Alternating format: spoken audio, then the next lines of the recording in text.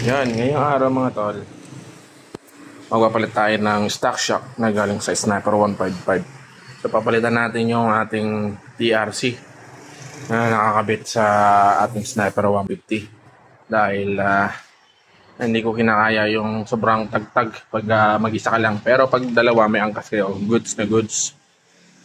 Ito nga pala yung TRC natin mga tol. Yan.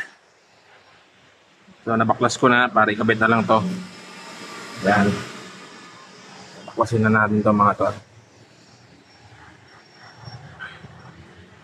So yun mga tol, natanggalan natin yung ating TRC shock, rear shock. So grabe dumi mga tol. Ayan o. Ayan mga tol. So papalitan natin to ng stock shock mga tol. Grabe dumi.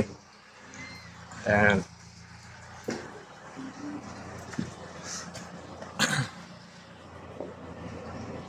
So ito ang ipapalit natin mga tol.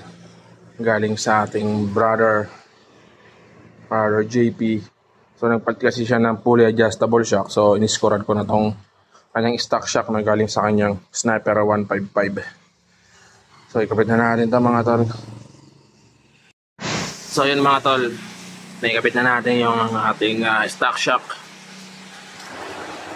At siyempre nilagyan natin yan mga tol ng grasa para kahit papaano yung dito sa may bushing ay nagpo-play.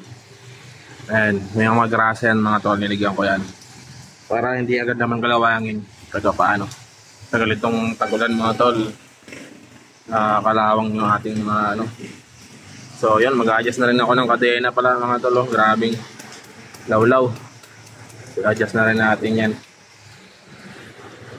So naka manual tensioner pala tayo mga tol. GBT Block 59. Siyempre single shifter na RCB. So adjust kadena na lang tayo mga tol. Maglilinis sana ako ng kadena.